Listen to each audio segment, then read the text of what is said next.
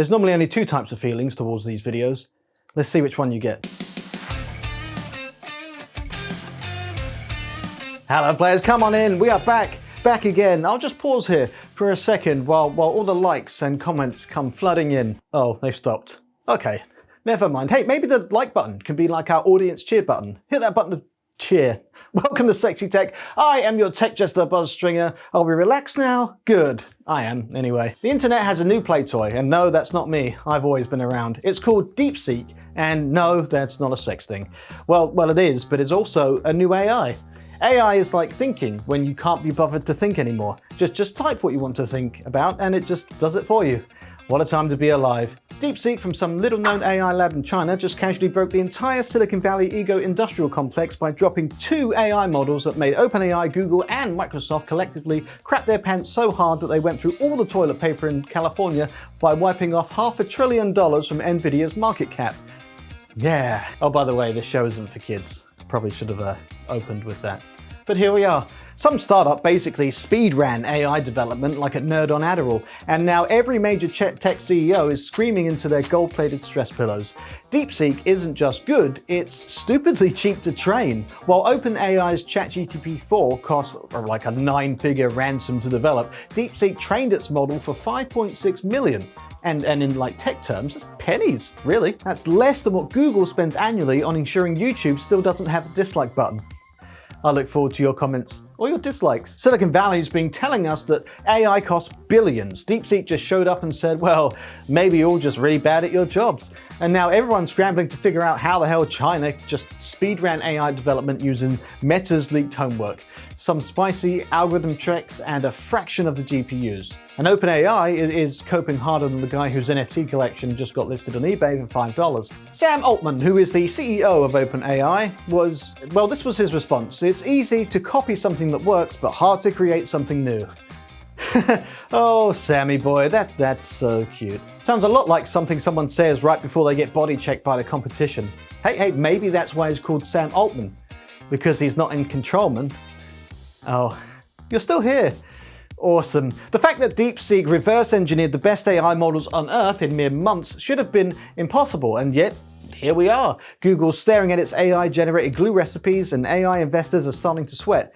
And Hugging Face is already trying to replicate DeepSeek's methods, because if there's one thing the AI community loves more than progress, it's stealing each other's shit. OpenAI calling this stealing data is rich. That's like an NFT bro complaining about scams. OpenAI, you started this. You stole all of our shit. And let's talk about Nvidia for a minute. DeepSeek's success completely shattered the myth that AI labs need to spend billions on GPUs to stay competitive.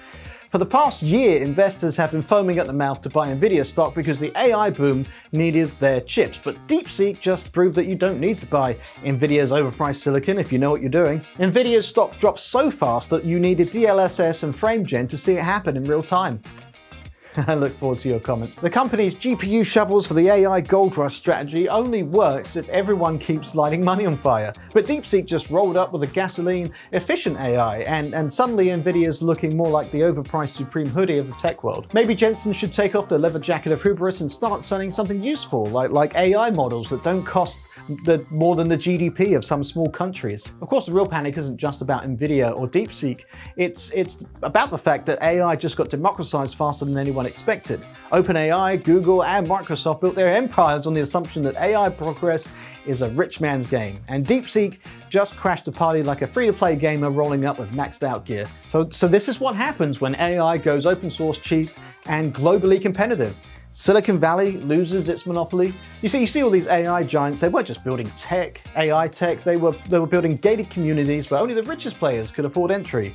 And now the walls are collapsing faster than Twitter's daily active user count. Yeah, just don't ask DeepSeek questions about China or squares. It can get a bit sensitive. All the other shapes are fine.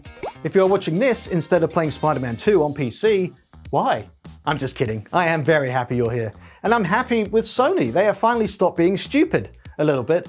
After what I can only assume was a near-death experience with common sense, Sony has decided to stop forcing PC gamers to sign into a PlayStation Network account just to play single-player games. Spider-Man 2, Last of Us Part 2, Remastered, Reimagined, whatever, the God of War Ragnarok, and Horizon Zero Dawn Remastered will now be playable without a PSN account. Yay! Sony, in the year of our Lord 2025, has discovered the concept of offline gaming.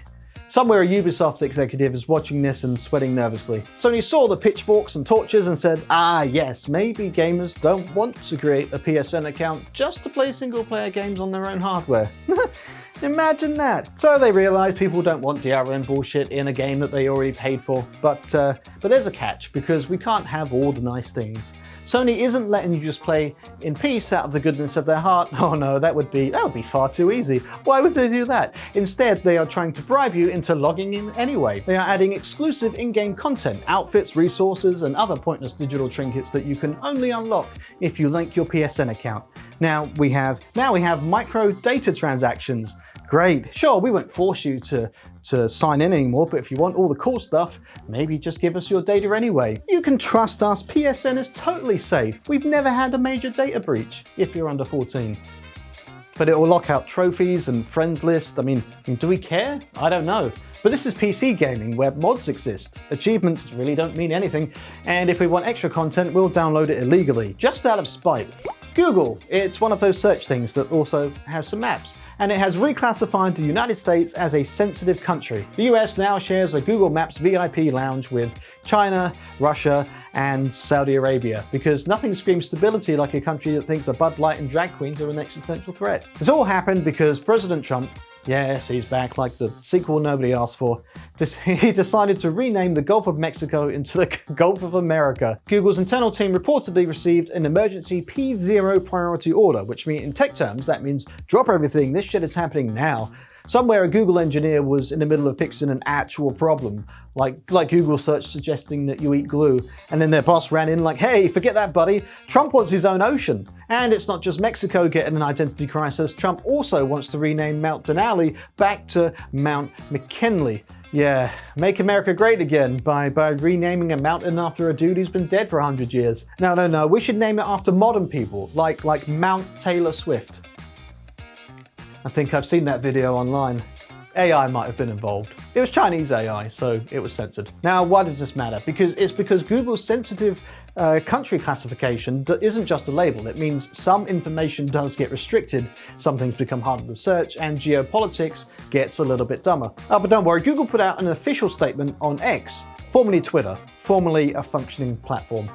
And they said, we apply name changes when they have been updated in official government sources, which means that we don't want to get yelled at by the orange M&M. Now, if you're in Mexico, you will see the Gulf of Mexico. If you're in the US, you will get the Gulf of America. And if you're outside both countries, you will get both names, although I'm in the UK and it still says Gulf of Mexico. So there we go. If this was happening under any other president, it would be quite embarrassing, but it's Trump, so it's just a Tuesday. Meanwhile, over at Google HQ, Sundar is pretending that this isn't happening while secretly changing his LinkedIn profile to open to work. Will this change history? No. Will it make America great again? Not unless great means geographically confused. But hey, at least we can say we lived through the dumbest timeline.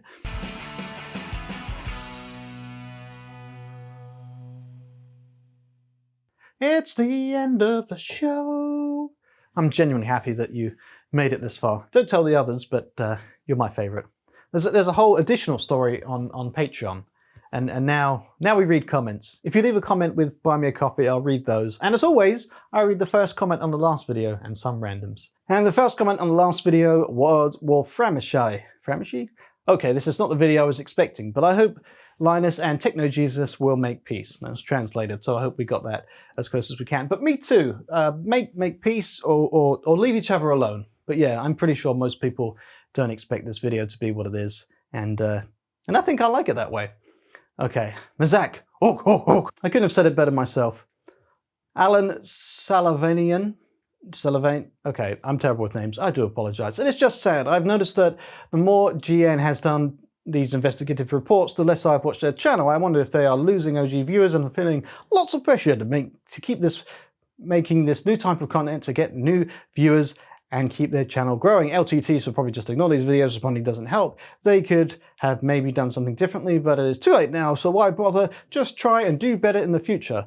Agreed, we should now all try to do better, but I can't make any promises. So there's that. but I will try to do better. Yeah, unless better is worse. And if people don't like better, I won't do better. But you know what? I'm going to keep it the same. Let's do that.